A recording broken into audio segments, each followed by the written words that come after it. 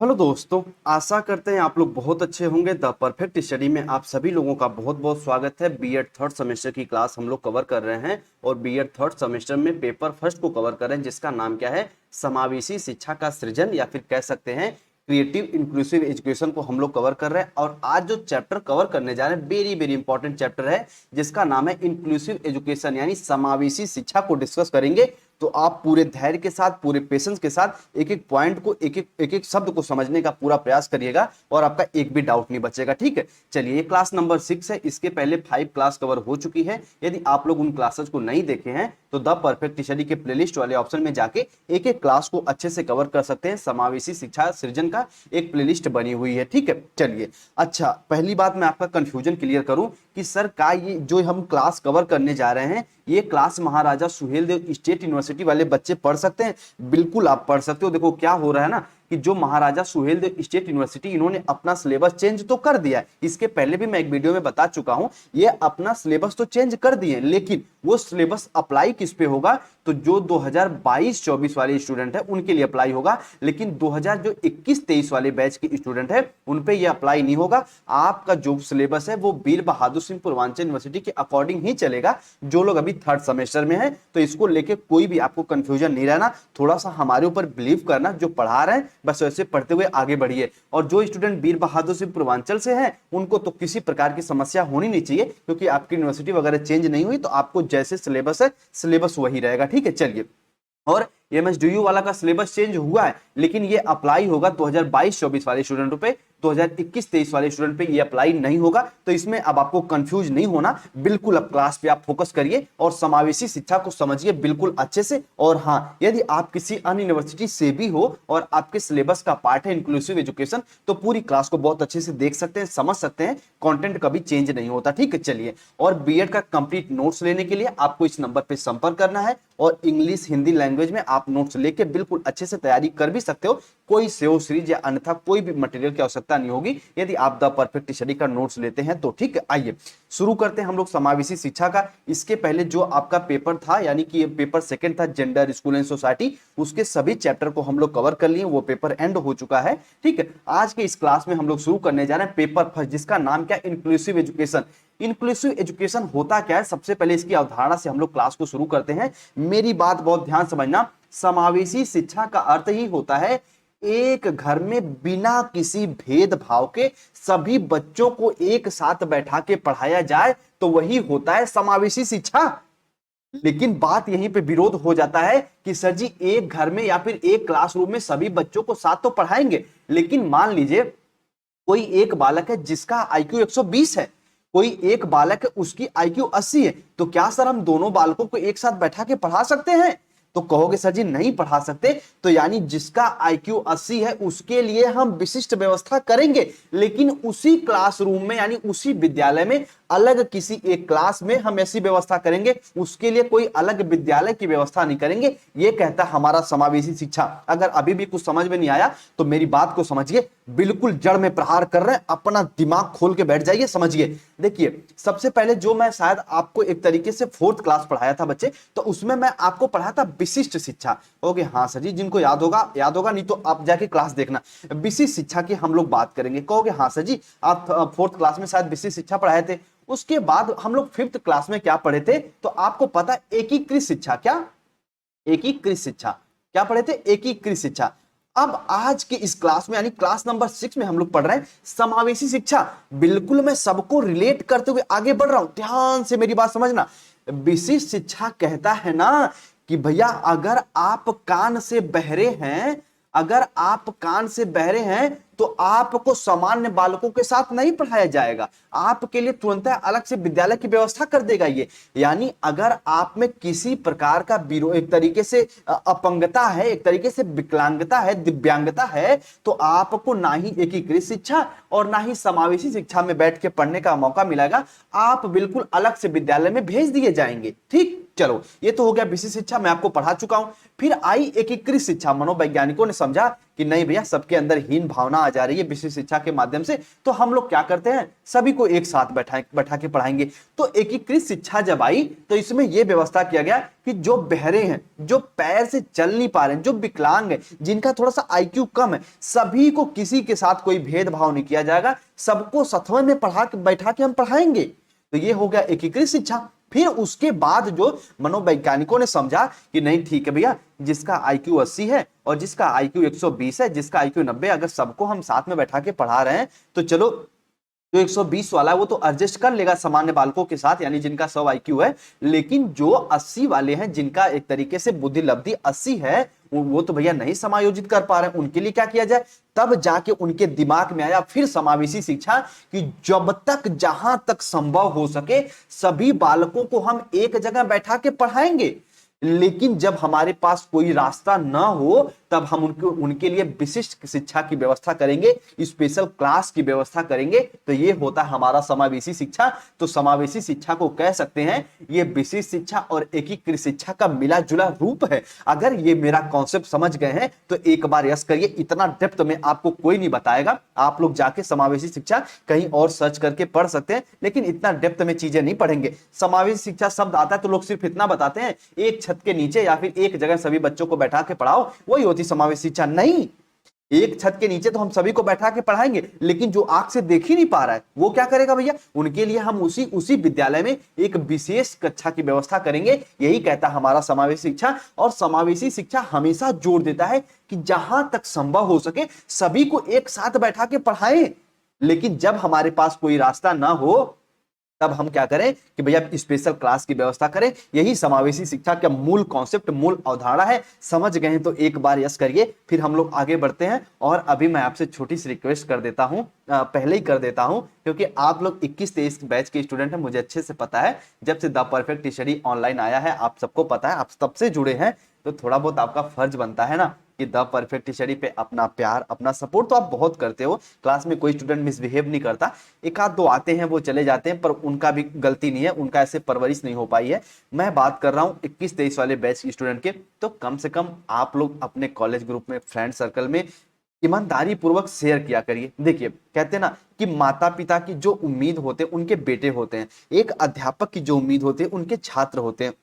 और यकीन मानिए, मैं अपने दिल से कह रहा हूं, कभी भी मेरा कोई ऐसा प्रयास नहीं रहता कि कोई ऐसी टॉपिक में उड़ा के पढ़ा दूं, नहीं, हमेशा मैं डेप्थ में जाने का प्रयास करता हूं। भले 2 स्टूडेंट देखें चाहे 4 स्टूडेंट देखें मेरी क्लास को, मुझे ऐसे फर्क नहीं पड़ता। लेकिन आप लोग अपने फ्रेंड सर्कल में, कॉलेज ग्रुप में जरूर द परफेक्ट स्टडी को शेयर किया करो बिलीव के साथ, ठीक है। बाकी जो भी स्टूडेंट है वो भी जुड़ पाए, अच्छी पढ़ाई, अच्छी शिक्षा ले पाए, ठीक है। और आपके जो जूनियर आ रहे हैं, यानी जो 2022-24 के स्टूडेंट हैं, अगर आप कॉलेज वगैरह जा रहे हैं तो उन तक ये बात शेयर करिए कि हाँ द परफेक्ट स्टडी से आप पढ़िए। अभी देखिए एमएसडीयू का सिलेबस चेंज हो गया है, तो फिर से इन बच्चों को मैं फिर से नया सिलेबस पढ़ाना पड़ेगा, तो थोड़ा सा हार्ड वर्क तो करना ही है। तो इन तक शेयर करिए कि आप द परफेक्ट स्टडी से जुड़िए, पढ़िए मन लगा के, ठीक है। बिल्कुल निःशुल्क पढ़ाई यहाँ पे हो रही है, ठीक है। आइए बात करते हैं हम लोग समावेशी शिक्षा की अवधारणा, कॉन्सेप्ट ऑफ इंक्लूसिव एजुकेशन को समझते हैं। अभी ऊपर जो मैं बताया था ना कि एक तरीके से इनमें अंतर करके मैं बताया कि विशिष्ट शिक्षा में क्या होता है कि आपको भैया अगर थोड़ा बहुत भी आप में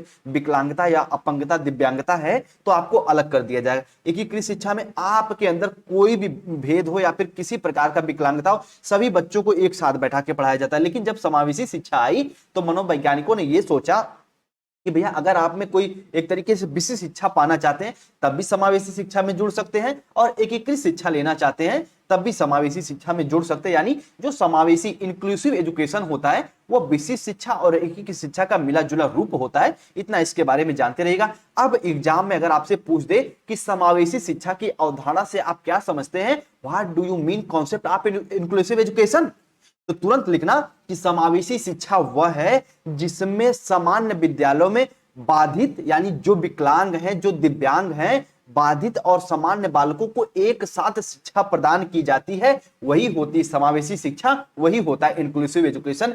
यानी आपके अंदर किसी प्रकार की दिव्यांगता है, विकलांगता है, और कोई एक बालक सामान्य, सभी को एक साथ बैठा के पढ़ाया जा रहा है ना, तो वो है समावेशी शिक्षा। जैसे द परफेक्ट स्टडी पे समावेशी शिक्षा दी जा रही है, यानी मान लीजिए कोई बालक भगवान जो भी बना दिए हैं, मान लीजिए अगर दिव्यांग है या फिर विकलांग है या फिर कोई सामान्य बालक, कोई प्रचंड बुद्धि का बालक है, कहने का मतलब है प्रतिभावान बालक है, तो सभी लोग साथ में बैठ के पढ़ रहे हैं ना। तो ये समावेशी शिक्षा है कि सभी को एक साथ बैठा के पढ़ा रहे हैं। इसीलिए हम लोग कहते हैं एक छत के नीचे सभी बालकों से बिना किसी प्रकार का भेदभाव किए सभी को एक साथ बैठा के पढ़ा रहे हैं। तो वही होता है इंक्लूसिव एजुकेशन, वही होता है समावेशी शिक्षा। इसके बारे में कि एक तरीके से क्रुंग संग साहब क्या कहते हैं, वेरी वेरी इंपॉर्टेंट डिफिनेशन है, अगर इसे नहीं समझ पाएंगे तो नहीं समझेंगे। देखो ध्यान समझना, विशिष्ट बालकों की शिक्षा संपूर्ण शिक्षा का हिस्सा है। हम कहते हैं कि जो भी विशिष्ट बालक है भैया उनके साथ कोई भेदभाव ना करो, वो जो संपूर्ण शिक्षा है उनको भी दीजिए। अब जब इन्हीं की डेफिनेशन को आप तोड़ेंगे तो कह सकते हैं कि क्रुंग संघ के अनुसार जहां तक मुमकिन हो विशेष कक्षा को हतोत्साहित करो। हतोत्साहित मतलब उनको नकार दो, विशेष कक्षा की व्यवस्था करो ही ना। लेकिन जब आपको जरूरत पड़ जाए भैया, कोई रास्ता आपको ना दिखे, तब विशेष कक्षाएं तभी लगानी चाहिए जब आपके पास कोई दूसरा रास्ता ना हो। ये कहते हैं हमारे क्रुंग साहब समावेशी शिक्षा में कि जहां तक मुमकिन हो विशेष कक्षाओं की व्यवस्था ना करिए। क्यों ना करिए? क्योंकि बालकों में हीन भावना आ जाएगी, मतभेद, वैचारिक मतभेद हो जाएगा। लेकिन जब कोई रास्ता ना उत्पन्न हो, मान लीजिए कोई एक बालक है, वो भैया मान लीजिए उसका जो देखने का एक तरीके से दृष्टि है वो 6x6 है, लेकिन कोई एक बालक है उसका एक तरीके दृष्टि कम है, तो हम क्या कर सकते हैं, उसके लिए हम विशेष कक्षाएं चलाएंगे। लेकिन जहां तक मुमकिन हो अगर वो चश्मा वश्मा लगा के देख सकता है तो उसको सामान्य कक्षा में ही बैठा के पढ़ाएं, ताकि सामान्य बच्चों के साथ मुख्य शिक्षा में जुड़ पाए वो। ये कहते हैं हमारे क्रुंग साहब समावेशी शिक्षा के बारे में। उम्मीद करते हैं इस पॉइंट को समझेंगे। याद रखिएगा, समावेशी शिक्षा आप जब पढ़ेंगे सीटेट, अभी मैं सीटेट में समावेशी शिक्षा पढ़ाऊंगा जल्दी ही, उसके बाद यूपी टेट में अगर आप समावेशी शिक्षा पढ़ेंगे, उसके बाद यस टेट हो गया, आप DSSS हो गया, केवीएस वगैरह हो गया, एपीएस आर्मी पब्लिक स्कूल वगैरह की तैयारी करेंगे बच्चे, तब भी आपको इंक्लूसिव एजुकेशन पढ़ना रहता है। तो पूरी क्लास को ध्यान से देखा करिए, बीएड उसका बेसिक होता है। ठीक है, चलिए अच्छा आइए माइकल क्या कहते हैं समावेशी शिक्षा के बारे में। कहते हैं समावेशी शिक्षा से अभिप्राय उन मूल्यों, उन वैल्यू, उन सिद्धांतों, उन प्रिंसिपल, उन प्रथाओं, उन समूहों से है जो विद्यार्थी को चाहे वे विशिष्ट हो अथवा विशिष्ट नहीं हो, प्रभावकारी और एक तरीके सार्थक शिक्षा देने पर बल देते हैं। यानी अगर बालक एक तरीके से विशिष्ट है, और मैं आपको बताया था कि विशिष्ट बालक क्या होते हैं, जो प्रतिभावान भी हो सकते हैं, प्रतिभावान नहीं भी हो सकते। तो अगर बालक विशिष्ट है, बालक सामान्य है, बालक विशिष्ट नहीं भी है, तो उन बालकों की यदि हम समान रूप से शिक्षा दे रहे हैं बिना किसी भेदभाव के, तो वही है हमारी इंक्लूसिव एजुकेशन। वही कहते हैं हमारे प्यारे माइकल साहब। ये डिफिनेशन आपके दिलो दिमाग में बैठ जानी चाहिए। ठीक है, आइए अब हम लोग समावेशी शिक्षा की विशेषता की तरफ आगे बढ़ते हैं। एक एक पॉइंट को मैं समझाने का प्रयास करूंगा, बड़े दिल से बड़े हाथ जोड़ के मैं कह रहा हूं कि विशेषता को समझ लीजिएगा भैया, क्योंकि एग्जाम में जितने भी भाई बहन है देख लेना, समावेशी शिक्षा की विशेषता एग्जाम में पूछता ही पूछता है। ठीक है, तो आप लोग क्लास पे फोकस करो और समावेशी शिक्षा की विशेषता को समझिए। समझिए क्या है कैरेक्टरिस्टिक्स इंक्लूसिव एजुकेशन के। आइए सबसे पहले, सभी के लिए विद्यालय में सब हेतु शिक्षा। अभी मैंने ऊपर बताया ना कि जो समावेशी शिक्षा होती है वो कहती है कि भैया हम सबको समान लेके चलेंगे, ठीक, सभी के साथ कोई भेदभाव नहीं करेंगे। तो सबसे पहली इसकी विशेषता हो गई सभी के लिए विद्यालय। सभी कहने का मतलब है जो बालक विशिष्ट हैं, जो बालक प्रतिभावान हैं, जो बालक एक तरीके से रचनात्मक हैं, ठीक है, जो बालक रचनात्मक है, सबके लिए हम शिक्षा की व्यवस्था करें। ये पहली इसकी विशेषता हो गई। Education for all in the school for all, यानी सभी के लिए विद्यालय में सब हेतु शिक्षा, किसी प्रकार का भेदभाव ना करें। यही है भैया पहला इसका कैरेक्टरिस्टिक्स, आपके दिमाग में बन जाना चाहिए ये पॉइंट। ठीक है, आइए विभिन्नता की पहचान तथा चिंता करना। चिंता को मतलब आप कह सकते हैं कि एक तरीके से टेक केयर, हम ये कह सकते हैं, ध्यान समझना, विभिन्नता की पहचान। अगर बालक मेरे भाई सामान्य बालकों से अलग है तो उनकी पहचान करिए। यह भी समावेशी शिक्षा का एक तरीके से मुख्य रूप है। आप समावेशी शिक्षा को अगर विशेषताएं ना पूछ के महत्व पूछ दे, तभी इन पॉइंटों को बता सकते हैं, लिख सकते हैं। महत्व और विशेषताओं में कोई अंतर नहीं होता। ठीक, तो विभिन्नताओं की पहचान करना भी समावेशी शिक्षा की विशेषता है, उसका महत्व है। अगला पॉइंट इंपॉर्टेंट है, विशिष्ट शैक्षिक जरूरत वाले बच्चों को स्वीकृत एवं समर्थन देना।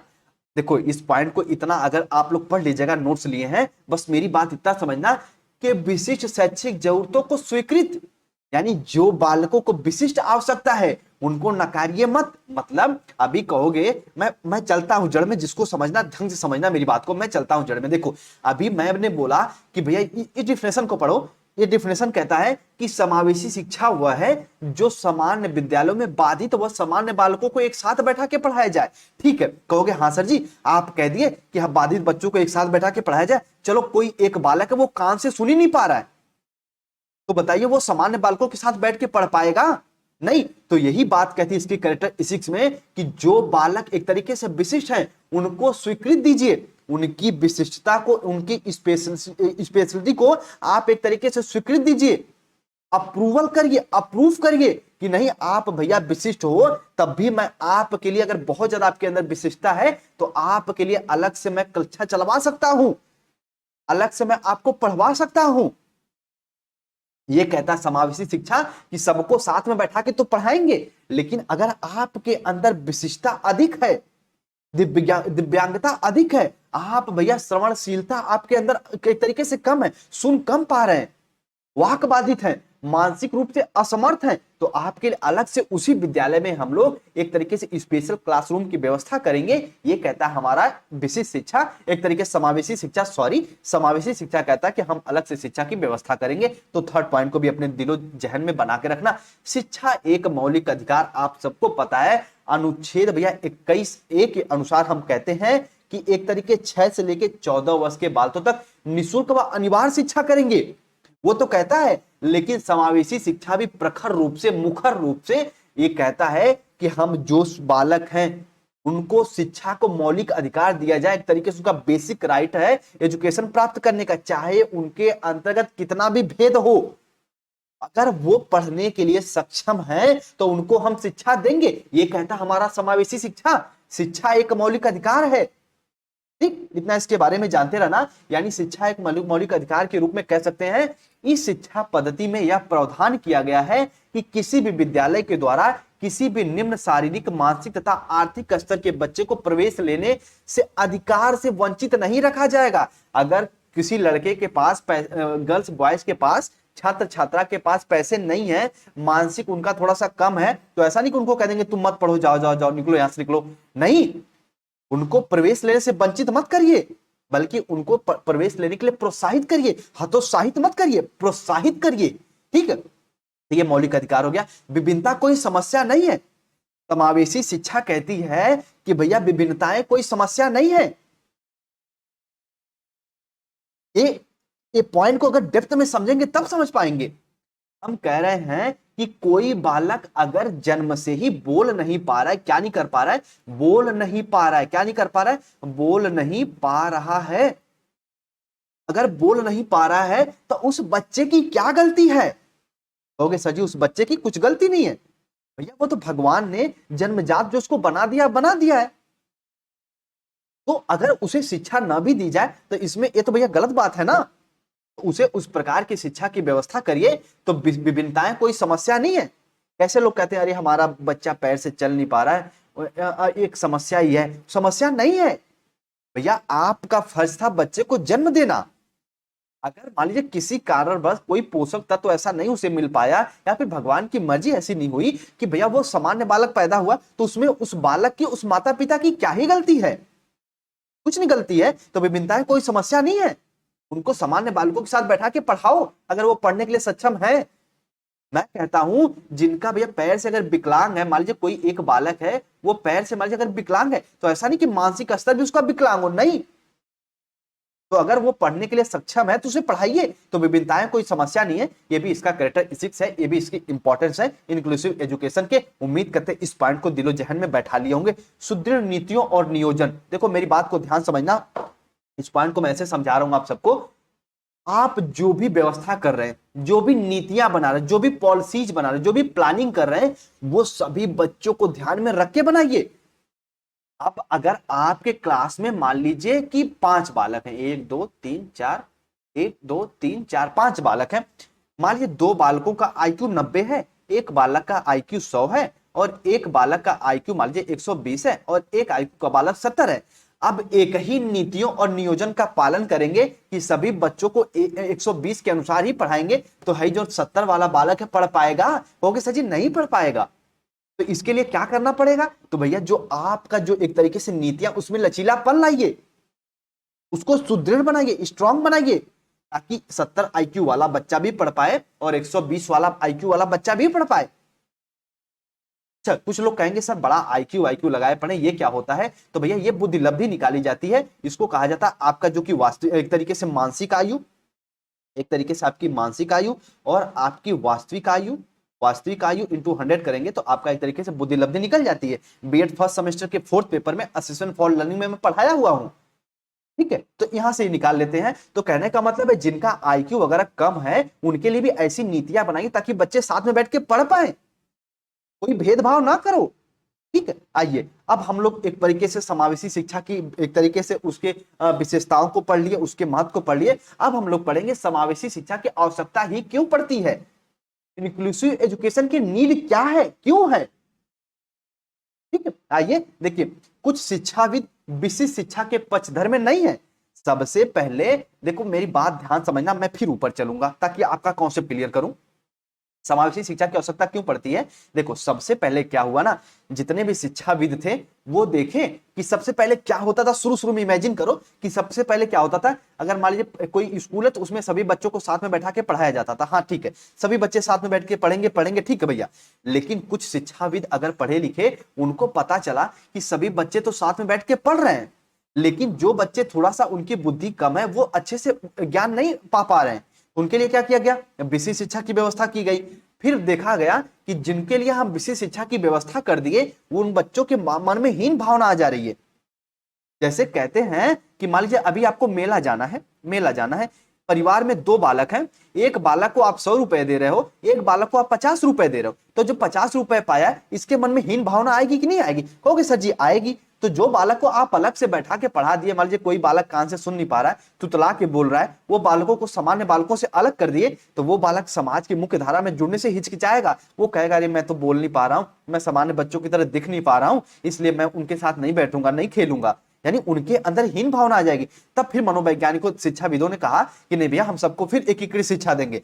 फिर एकीकृत शिक्षा में फिर पाया गया कि नहीं, ये अच्छे से शिक्षा नहीं ले पा रहे हैं, अब हम एक शब्द का उपयोग करेंगे जिसका नाम है समावेशी शिक्षा, इंक्लूसिव एजुकेशन। यानी अगर बालक ज्यादा विशिष्ट है तो उसी समावेशी शिक्षा के अनुसार ही हम बालकों को अलग शिक्षा देंगे, लेकिन उसी विद्यालय में। तो ये हो गया एकीकृत शिक्षा।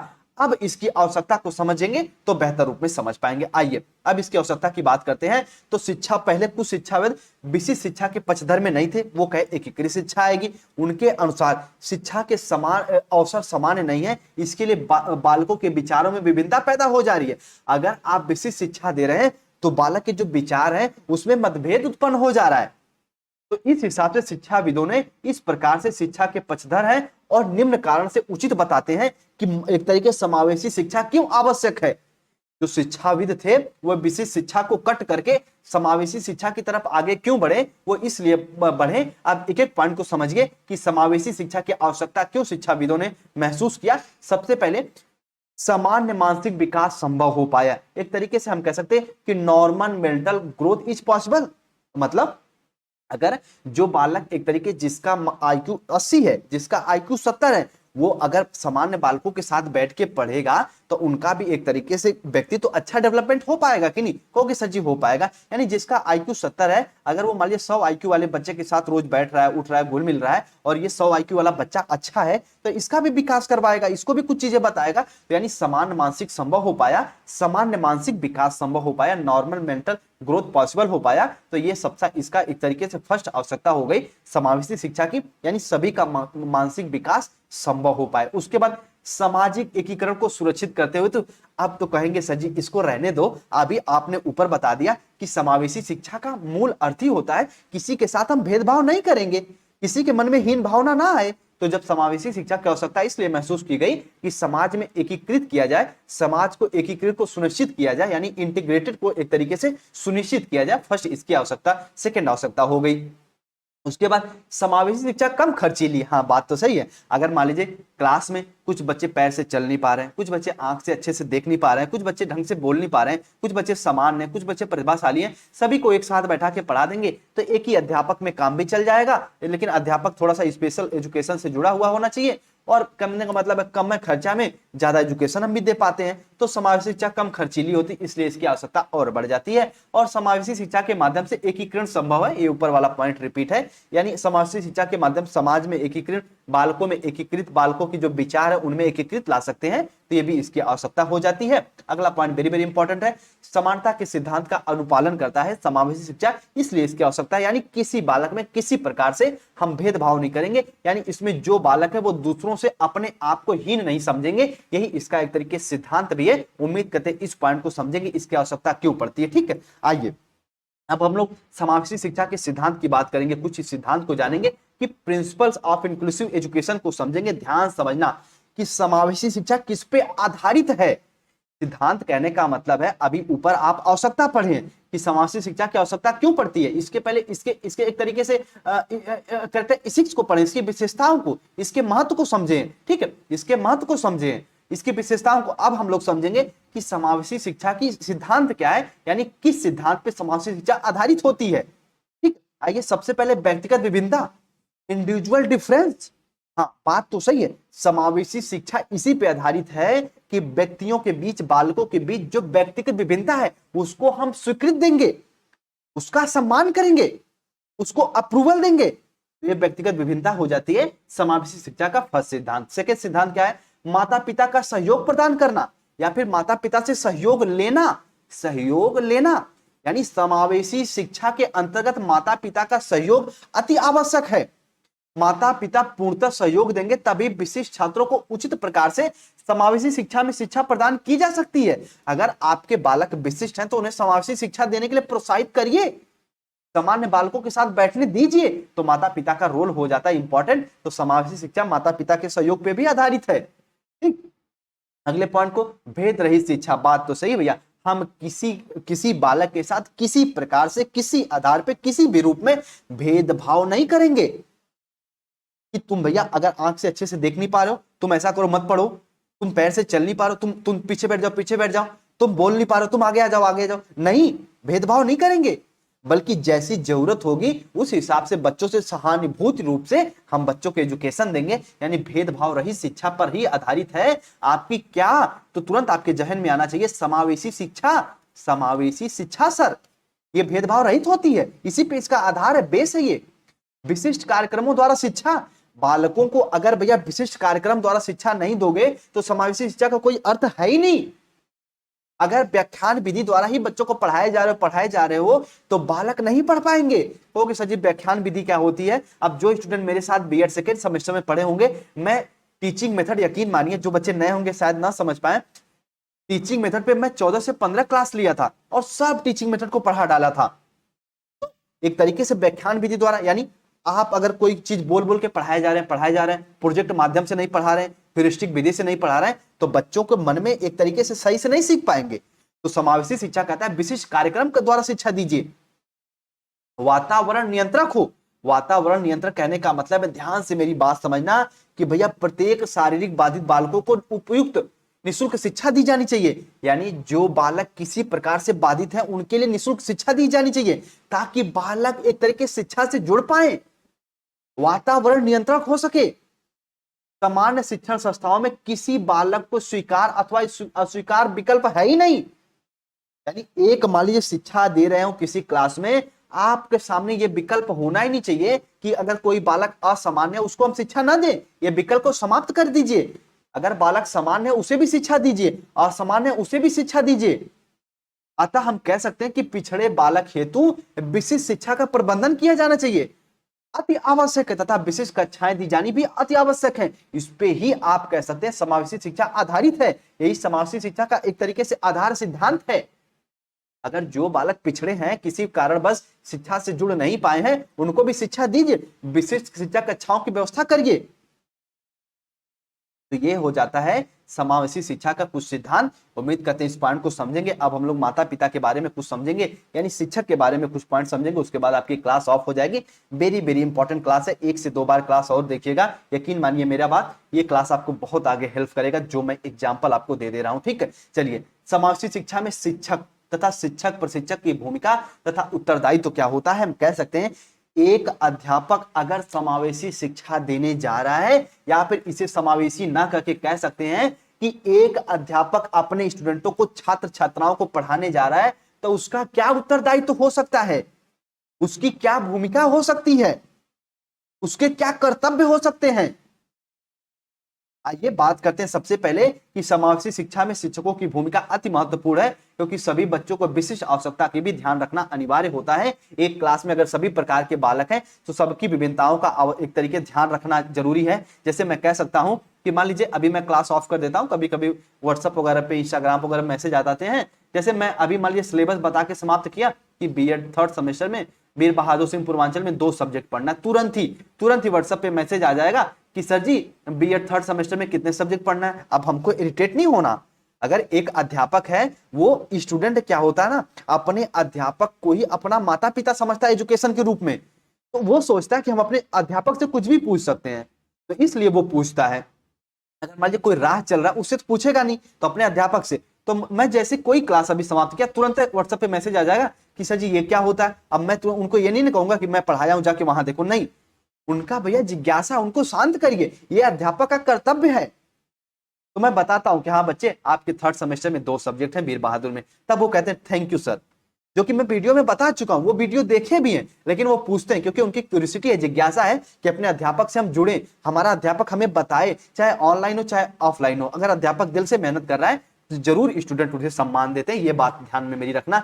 अब कहोगे इतना तो बता दिए, लेकिन इतना बता दीजिए कि समावेशी शिक्षा में अध्यापकों का उत्तरदायित्व, यानी जो भी शिक्षक शिक्षिकाएं होती हैं उनका उत्तरदायित्व क्या होता है। उसके पहले जो ये पॉइंट को अपने दिमाग में बैठा लीजिएगा, स्क्रीनशॉट ले लीजिएगा, इस पॉइंट को स्क्रीनशॉट ले लीजिएगा जो मैं ये आपके सामने हाईलाइट किया हूं। देखो ध्यान समझना, शिक्षक के उत्तरदायित्व को समझने के लिए इस पॉइंट को समझना वेरी वेरी इंपॉर्टेंट है। शिक्षक पूरे शिक्षण तंत्र का नींव होता है। अब आप बीएड कर रहे हो, अगर मान लीजिए हिमांशु सर आपको नहीं मिले होते, द परफेक्ट स्टडी नहीं मिला होता, जो स्टूडेंट बाहर कहीं रह रहे हैं, मान लीजिए किसी कारणवश आर्थिक स्थिति अच्छी नहीं है, उनको जॉब भी बेचारे को करना पा रहा है, या फिर घर में कोई बहन बेटी है वो कॉलेज नहीं जा पा रही है, उनके परिवार वाले जाने नहीं दे रहे हैं, या फिर कॉलेज बहुत दूर है, तो बताइए वो बीएड का मतलब समझ पाते, चारों सेमेस्टर डेप्थ में पढ़ पाते, सेव सीरीज लेते पास हो जाते?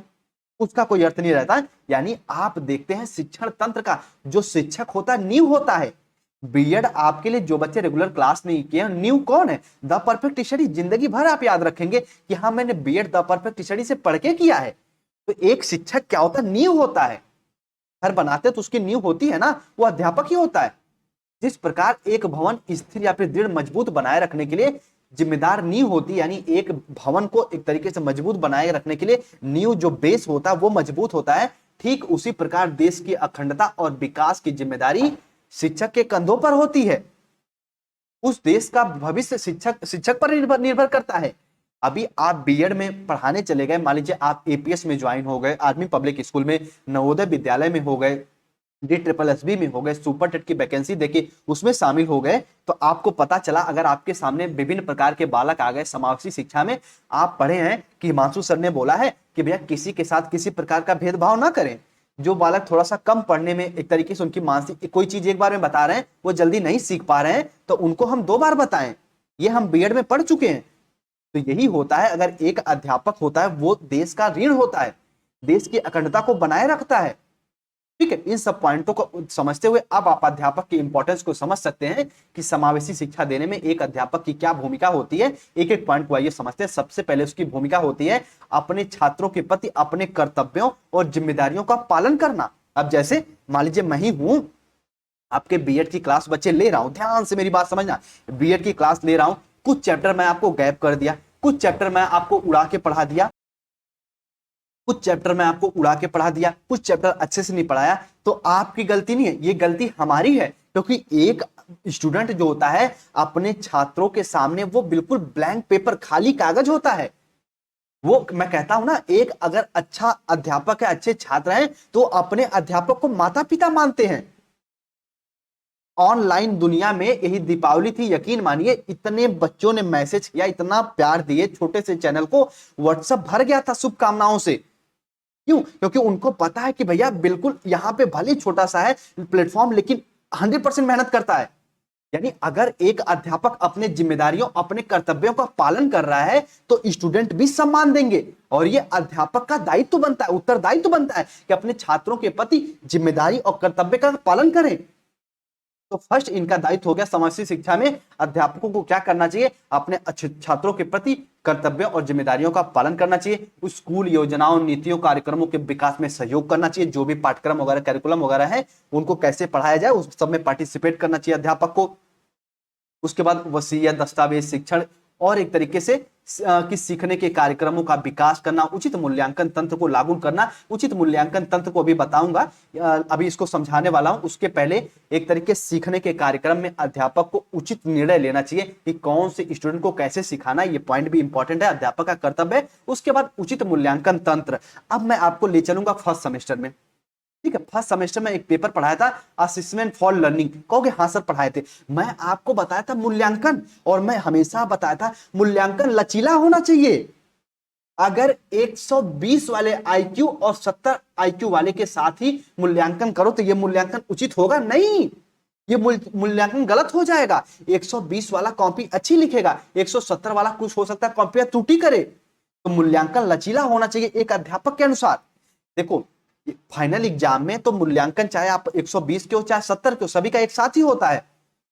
लेकिन अगर क्लास में जो अध्यापक मूल्यांकन करता है तो वो स्टूडेंट को प्रोत्साहित भी कर सकता है, हतोत्साहित भी कर सकता है। तो मूल्यांकन में लचीलापन भी लाइए, स्टूडेंट को भांप लीजिए कौन सा स्टूडेंट कैसा है, उसी प्रकार से मूल्यांकन करिए। ये भी अध्यापक का एक दायित्व बनता है। ठीक, आइए बात करते हैं विकलांग या अन्य जरूरत वाले छात्रों सहित सभी छात्रों के साथ न्याय संगत व्यवहार करना। अब ऐसा नहीं कि जो स्टूडेंट विकलांग है उन्हें को अरे तुम मेरे पास मत आओ, दूर जाओ, दूर जाओ, हटो हटो हटो हटो, तो ये बात गलत है। जो अन्य जरूरत यानी विशेष जरूरत वाले छात्र हैं उनको एक तरीके से उनके साथ अच्छा व्यवहार करिए। न्याय संगत को आप कह सकते हैं अच्छा, क्या कह सकते हैं, अच्छा व्यवहार, अच्छा गुड बिहेवियर। ठीक है, अच्छा व्यवहार करिए, प्रभावी ढंग से प्रबंधन और बच्चे के संरक्षण और कल्याण के लिए कार्यक्रम लागू करिए। देखो कहोगे सर जी एक अध्यापक क्या ही कर सकता है इतना सब, लेकिन अगर अध्यापक चाह दे तो कर देगा। प्रभावी ढंग से प्रबंधन करिए। अब देखिए जैसे मैं कह रहा हूं कि मैं आपको बीएड की क्लास पढ़ाया, बीएड में मैं आपको सीडीपी पढ़ा रहा हूं। सीडीपी पढ़ाने के साथ साथ यानी बीएड की जो सीडीपी एक तरीके से सारी सब्जेक्ट को मिला के ही सीटेट में हो जाके सीडीपी बन जाती है। तो जो स्टूडेंट मेरे साथ बीएड किए अगर मैं उन्हें सीडीपी भी पढ़ा रहा हूं तो मुझे पता है कि कब मेरे स्टूडेंटों को कहां क्या पढ़ाना है। मैं बीएड में आपके दिमाग से उतर गया होगा, लेकिन मेरे दिमाग से नहीं उतरा है। मैं बीएड में आपको पर्सनालिटी, व्यक्तित्व नहीं पढ़ाया हूं, क्योंकि व्यक्तित्व वाली टॉपिक आपके बीएड में है ही नहीं, वीर बहादुर सिंह और महाराजा सुहेलदेव में। लेकिन जैसे आप सुपर टेट की तैयारी करेंगे आपको व्यक्तित्व पढ़ना है, लेकिन सीटेट और सीटेट में, यूपी टेट में व्यक्तित्व नाम मात्र पढ़ना है। तो अगर मैं मान लीजिए आपको कल को सुपर टेट का सीडीपी पढ़ा रहा हूं तो उसमें व्यक्तित्व के टॉपिक को ऐड करूंगा। तो ये बातें हो जाती हैं कि प्रभावी ढंग से प्रबंधन करिए, बच्चों के संरक्षण करिए, उनके कल्याण के लिए कार्यक्रमों को लागू करिए। ये भी अध्यापक का मुख्य रोल हो जाता है। पाठ्यक्रम विकास, वितरण, मूल्यांकन, कक्षा प्रबंधन में शिक्षण कौशलों की दक्षता हासिल करना चाहिए। शिक्षण करने का मतलब है कि जो भी आप कैरिकुलम, जो भी विकास, डेवलपमेंट कराना चाहते हैं, मूल्यांकन, इवेल्युएशन वगैरह करना चाहते हैं, उसको एक तरीके से बेहतर रूप में करिए। ये भी अध्यापक का गुण होना चाहिए। कुशलता पूर्वक, प्रभावी ढंग से, सदैव ईमानदारी, निष्ठा और निष्पक्षता के से अपने कर्तव्यों का पालन करते रहिए। स्टूडेंट को बिल्कुल ईमानदारी से जो भी टॉपिक पढ़ा रहे हैं पढ़ाते रहिए, कोई टॉपिक को गैप मत करिए। भले ही आपकी क्लास में एक स्टूडेंट या फिर दो भी स्टूडेंट हो तब भी पढ़ाते रहिए। ठीक है, चलिए ये भी अपने जहन में याद रखना मेरी बात को। उसके साथ साथ छात्र को किसी भी परिस्थिति में शारीरिक या फिर भावनात्मक या फिर मानसिक नुकसान नहीं पहुंचाना चाहिए। यानी इतना मार दो कि भैया उसका हाथ फूल जाए, नहीं, ये गलत बात है।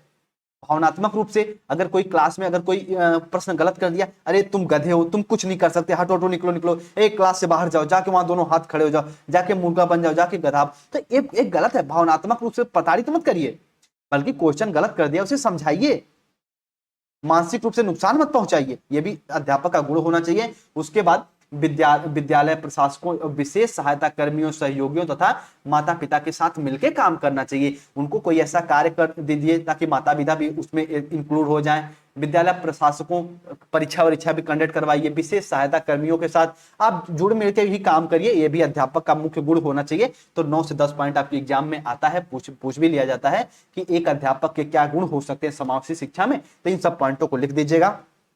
समावेशी शिक्षा की क्लास ऑफ हो गई है। अब इसके पास हम लोग श्रवण बाधित, एक तरीके से श्रवण बाधित हो गए, इन सब विकलांग बाधित, इन सब चीजों को हम लोग पढ़ने वाले समावेशी शिक्षा में। वेरी वेरी इंपॉर्टेंट क्लास थी। एक बार क्लास को और देखिएगा, अच्छे से समझने का प्रयास करिएगा। द परफेक्ट स्टडी पे है तो लाइक वाइक तो कर ही दीजिए। और हाँ, मैं फिर आपसे रिक्वेस्ट करना चाहूंगा, एक बार द परफेक्ट स्टडी को अपने फ्रेंड सर्कल में जरूर शेयर करिए, ठीक है? क्योंकि क्या होता है ना कि आप लोग पढ़ते तो हैं पर शेयर नहीं करते। मैं आपसे शिकायत नहीं कर रहा, बस आपसे रिक्वेस्ट कर रहा हूं एज ए टीचर कि द परफेक्ट स्टडी को अपने फ्रेंड सर्कल में शेयर करिए। जिनको पढ़ना होगा, अच्छी कंटेंट लगेंगे तो पढ़ेंगे बच्चे। और आपके मन में कोई डाउट वगैरह है तो आप इंस्टाग्राम हैंडल यूज करते हैं तो हमसे जुड़ सकते हैं, हमसे कुछ भी पूछ सकते हैं। बाकी आपके मन में कभी भी कोई डाउट हो, ऐसा नहीं कि 2021-23 बैच के स्टूडेंट हैं तो बीएड पास हो गए तो हमसे मत जुड़िएगा, कुछ नहीं पूछ सकते, हम जवाब नहीं, तब भी हम जवाब देंगे आपका। आपके पास ये नंबर सेव होना चाहिए 9005587371। इस पे आप कांटेक्ट कर से हमें कभी भी कांटेक्ट कर सकते हैं, पूछ सकते हैं, हम जवाब देने का प्रयास करेंगे। यही व्यक्ति तो यही व्यवहार होगा, as a teacher, as a भाई के रूप में हम आपसे हमेशा मिलते रहेंगे, ठीक है? चलिए, अपना ख्याल रखिए, समावेशी शिक्षा को पढ़ें। कहोगे सर जी एक बार और दोहरा दीजिए, आइए दोहराइए देते हैं। समावेशी शिक्षा क्या है, आइए यहाँ बताते हैं, आइए यहाँ बता देते हैं। समावेशी शिक्षा, यहाँ बहुत गोजी गाजा हो गया, चलो यहाँ बताते हैं।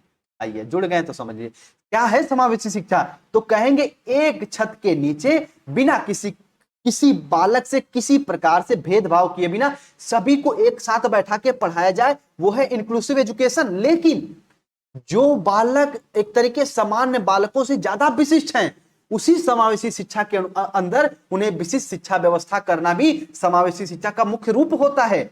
अगर कोई आपसे ये कहे कि भैया समावेशी, आप मान लीजिए आप किसी से पूछे कि आप मान लीजिए कि समावेशी शिक्षा क्या है, वो कहे कि सभी बच्चों को एक साथ बैठा के पढ़ाना, कहोगे नहीं नहीं नहीं, हिमांशु सर ने बताया ये बात गलत है। ये समावेशी शिक्षा एक साथ बैठा के पढ़ाना तो होता है, लेकिन पूरी बात बताओ। समावेशी शिक्षा का ये भी कार्य होता है, जो बालक पूर्ण रूप से दृष्टिबाधित हैं उनके लिए अलग से कक्षा की व्यवस्था करना, ये भी समावेशी शिक्षा का मुख्य रूप होता है। उम्मीद करते हैं पूरे कॉन्सेप्ट, पूरे अवधारणा को समझ गए होंगे। मिलते हैं हम लोग अपनी अगली क्लास में। सभी लोग अपना ख्याल रखा करिए, जहां भी हैं सेफ और सुरक्षित रहिए। खूब मन लगा के, मैं फिर कह रहा हूं, किसी की बातों में मत आया करिए कि वैकेंसी नहीं आएगी, टीचर नहीं बनेंगे, आप एक तरीके से क्यों बीएड कर रहे हो, क्या फायदा। नहीं, वो सिर्फ आपको दिशा एक तरीके दिशाहीन कर रहे हैं। आप ही अपने कॉमन सेंस पे सोचिए, क्या आप टीचर बनेंगे ही नहीं बनेंगे? अब जो टीचर पढ़ा रहे हैं वो रिटायर होंगे ही नहीं होंगे? बिल्कुल होंगे। टीचर वैकेंसी भी आएगी, लेकिन वही होंगे जो अपने तरीके से अपने लक्ष्य पे प्रहार करते रहेंगे। तो मैं आपसे as a teacher, as a भाई रिक्वेस्ट करना चाहूंगा, फालतू बातों में मत जाया करो, अपने कंटेंट, अपने पढ़ाई पे ध्यान दीजिए। अगर कोई कहे कि भैया क्या पढ़ रहे हो आप, टीचर की वैकेंसी नहीं आएगी, तो हाँ नहीं आएगी, जाओ जाओ, नहीं आएगी, लेकिन अपना पढ़ते रहो। यही मैं आपसे कह के अपनी बातों को समाप्त कर रहा हूं। इसीलिए मैं इस बातों पे ज्यादा चर्चा नहीं करता कि वैकेंसी कब आएगी कब नहीं आएगी। आएगी, जिसको होना रहेगा वो होगा भी, लेकिन जो लोग फालतू बातों पे ध्यान रख जाएंगे उनका भैया कुछ परसेंटेज से, कुछ नंबर से रह जाएंगे। वो अपने पढ़ाई पे ध्यान दीजिए, मैं यही आपसे रिक्वेस्ट करना चाहूंगा, ठीक है? चलिए, ये 6 क्लास थी, इसके बाद हम जल्दी अगली क्लास में मिलते हैं। सभी दोस्त अपना ख्याल रखिए, द परफेक्ट स्टडी को जरूर शेयर करिए, और शेयर सीरीज की कोई आवश्यकता नहीं है। द परफेक्ट स्टडी पे पढ़ रहे हैं तो द परफेक्ट स्टडी का नोट्स भी लीजिए, अच्छे से मेहनत लगा के पढ़ाई करिए, और अपना ख्याल रखिए, मम्मी पापा का ख्याल रखिए, अपना और द परफेक्ट स्टडी का नाम जरूर रोशन करते रहिए। मिलते हैं अपनी अगली क्लास में। सभी को जय हिंद, जय भारत।